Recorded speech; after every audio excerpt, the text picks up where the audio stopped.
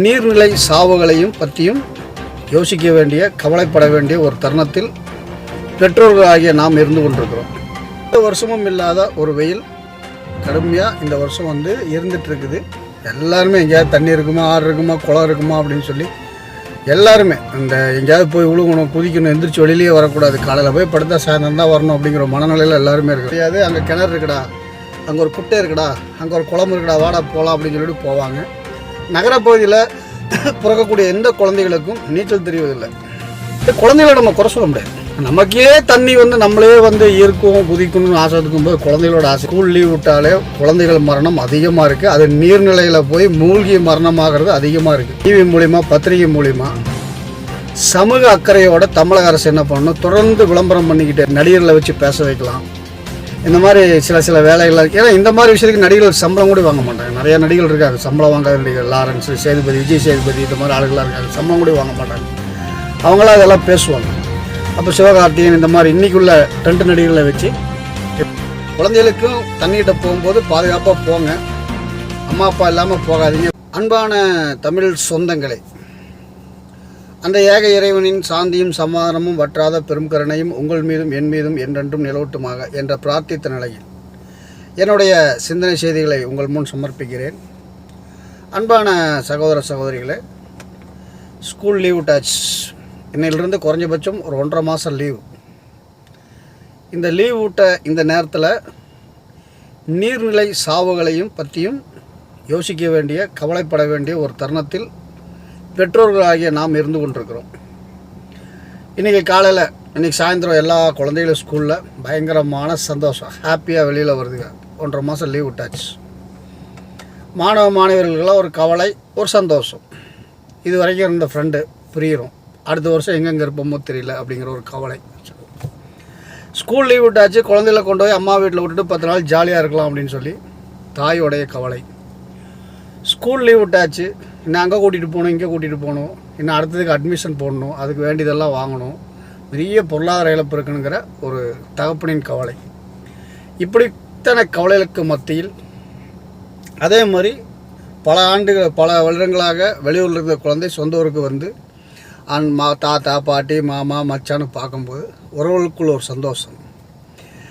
இந்த மாதிரி கவலை, சந்தோஷம் அனைத்தும் இந்த ஒரு 1.5 மாதம் எல்லாத்துக்கும், ஒவ்வொருத்தருக்கும் அவங்கவுங்க விருப்பப்படி நடந்து கொண்டிருக்கக்கூடிய இந்த சூழ்நிலையில் ஒரு கவலைப்பட வேண்டிய விஷயம் என்ன அப்படின்னு கேட்டிங்கன்னா, எந்த வருஷமும் இல்லாத ஒரு வெயில் கடுமையாக இந்த வருஷம் இருந்துகிட்ருக்குது.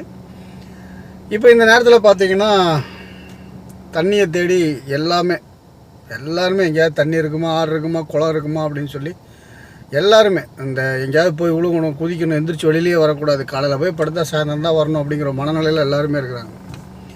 இன்னும் வசதி படித்தவர்கள் ஊட்டி, குன்னூர் இந்த மாதிரி இடத்துக்கு போய் அவங்கவுங்க தன்னுடைய அந்த வெயிலோட தாக்கத்தை போக்கிக்கிறாங்க. இல்லாதப்பட்ட 60-70% ஏழைகள் இந்த குளம், குட்டை, தண்ணி, ஆறு, வாய்க்கால் இந்த மாதிரி இடத்துலலாம் போகிறாங்க.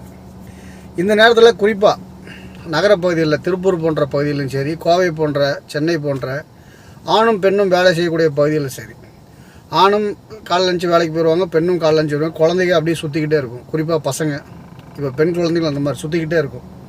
வெயில் கொடுமையில் எங்கே போகிறதுன்னு தெரியாது. அங்கே கிணறு இருக்குடா, அங்கே ஒரு குட்டை இருக்குடா, அங்கே ஒரு குளம் இருக்குடா, வாடா போகலாம் அப்படின்னு சொல்லிட்டு போவாங்க. நகரப்பகுதியில் பிறக்கக்கூடிய எந்த குழந்தைகளுக்கும் நீச்சல் தெரிவதில்லை. அது மட்டும் இல்லை, இதில் பெரிய வேதனை என்னென்னா, கிராமப்பகுதியில் பிறக்கக்கூடிய குழந்தைகளுக்கும் நீச்சல் தெரியல. காரணம், நீர்நிலைகள் நிறைய அழிக்கப்பட்டாச்சு, குளங்கள் இல்லை, ஆறுகள் இல்லை, எதுவுமே தெரியல. இந்த 90 கிட்ஸ் வரைக்கும் தான் அந்த நீச்சல் பழக்கம் இருக்குது. அதுக்கப்புறம் பிறந்த யாருமே இல்லை. எங்கள் மாதிரி திருப்பூர் மாதிரி நான் இருக்க திருப்பூர் மாதிரிலாம் யாருக்குமே துளி கூட நீச்சல் தெரியாது. எல்லாமே தெரியும், நீச்சல் தெரியாது. ஏன்னா சுத்தமாக நீர்நிலைகள் எல்லாமே மூடியாச்சு. இப்படி நீர்நிலைகள் அழிக்கப்பட்டு மனிதன் நீச்சல்ங்கிற அந்த பயிற்சி இல்லாத குழந்தைகளாக தான் நிறைய இருக்காங்க. குறிப்பாக 2K கிட்ஸ் எல்லாம் இருக்காங்க. அதே நேரத்தில் தண்ணியை பார்த்தா ஆர்வங்கிறது, தண்ணியோட ஆர்வம் எல்லாத்துக்கும், மனிதர்கள் மட்டும் இல்லை, புல், பூண்டு, செடி, கொடி எல்லாத்துக்கும் தண்ணியை பார்த்தா ஒரு ஆர்வம். இப்படிப்பட்ட சூழ்நிலையில் குழந்தைகள் சந்தோஷமாக இருக்கட்டும்னு சொல்லி கிராமப்பகுதியிலும் சரி, நகரப்பகுதியிலும் சரி பார்த்துக்க முடியாத சூழ்நிலை. இப்படி பல பிரச்சனைகளால் குழந்தைகளை கவனிக்க முடியாமல் போயிடும்.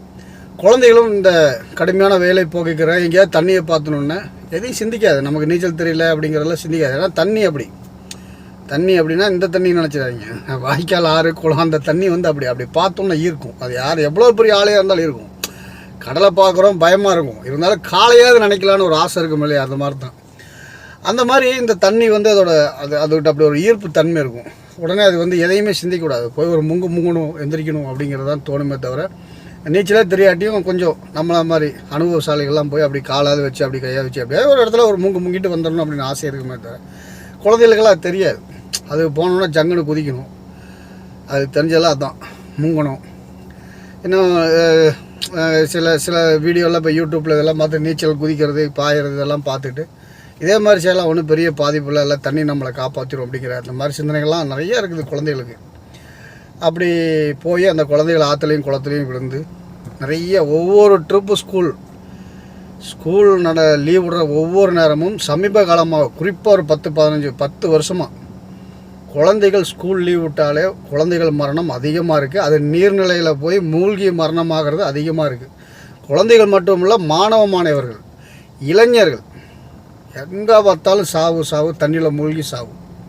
அதில் இந்த ட்ரிப்பு வெயில் கடுமையாக இருக்கனால நிச்சயமாக இந்த சாவு அதிகரிக்க வாய்ப்பு இருக்குது. இதை வந்து டிவி மூலிமா பத்திரிகை மூலிமா சமூக அக்கறையோட தமிழக அரசு என்ன பண்ணணும், தொடர்ந்து விளம்பரம் பண்ணிக்கிட்டே இருக்கணும். எதுக்கோ கண்டதுக்கெல்லாம் விளம்பரம் பண்ணுறீங்க. உங்கள் குழந்தைகளை பாதுகாத்து கொள்ளுங்கள், நீர்நிலை பக்கம் நெருங்க விடாதீர்கள், நீர்நிலை பக்கம் சொல்லும்போது பாதுகாப்போட செல்லுங்கள் அப்படிங்கிற மாதிரி நடிகர்களை வச்சு பேச வைக்கலாம். இந்த மாதிரி சில வேலைகள், ஏன்னா இந்த மாதிரி விஷயத்துக்கு நடிகர்கள் சம்பளம் கூட வாங்க மாட்டாங்க. நிறையா நடிகர்கள் இருக்காங்க சம்பளம் வாங்காத நடிகர், லாரன்ஸ், விஜய் சேதுபதி, இந்த மாதிரி ஆளுகளாக இருக்காங்க, சம்பளம் கூட வாங்க மாட்டாங்க. அவங்களாம் அதெல்லாம் பேசுவாங்க.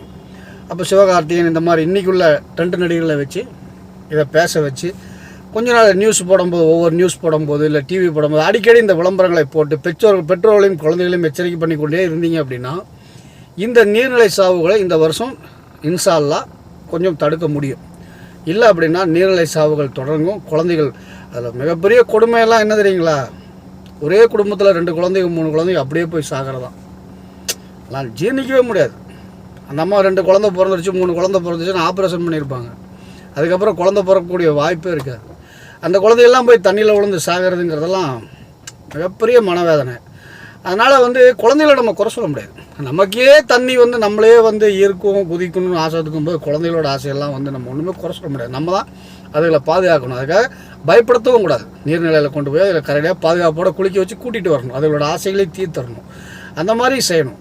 இப்போ இது ஞாபகம் நமக்கு இருந்துக்கிட்டே இருக்கணும். நமக்கு 1008 பிரச்சனைகள் இருக்கிறதுனால இந்த ஞாபகம் இருக்காது. அது இன்றைக்கி இந்த செல்ஃபோன் இருக்கிறனால அங்கங்கே மூலையில் உட்காந்துக்கிட்டு பெரியவன்லேருந்து சின்னவன் வரைக்கும் எல்லோரும் நோண்டிக்கிட்டு அப்படியே உட்காந்துருக்கனால இந்த குழந்தைகள் எங்கே போது வருதுங்கிற ஞாபகமெல்லாம் இருக்காது.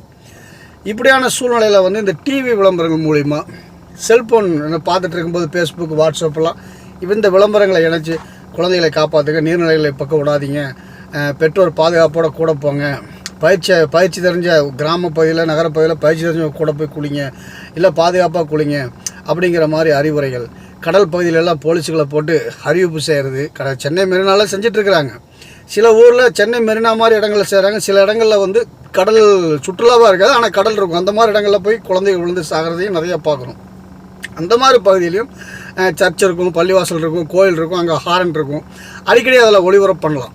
இந்த மாதிரி பண்ணி குழந்தைகளை கடலில் குளிச்சுட்டு இருக்குது பாருங்கள், விடாதீங்க, கூட போங்க, பெரியவங்க போங்க, குழந்தைகளே அந்த பக்கம் பெற்றோர் இல்லாமல் எந்த தண்ணிக்குள்ளே இறங்காதீங்க அப்படின்லாம் ஒரு விளம்பரங்கள் நடிகர்களை வச்சு அதை வச்சு இதை வச்செல்லாம் செஞ்சு தொடர்ந்து இந்த ஒரு 1.5 மாதம் 2 மாதத்துக்கு ஒளிபரப்பு பண்ணி நீர்நிலை சாவுகள் இந்த வருஷம் தமிழகத்தில் எங்குமே நடைபெறாத அளவுக்கு ஒரு விழிப்புணர்வை ஏற்படுத்தணும் தமிழக அரசு அப்படிங்கிறதையும் இந்த பதிவு மூலிமா கேட்டுக்கிறோம்.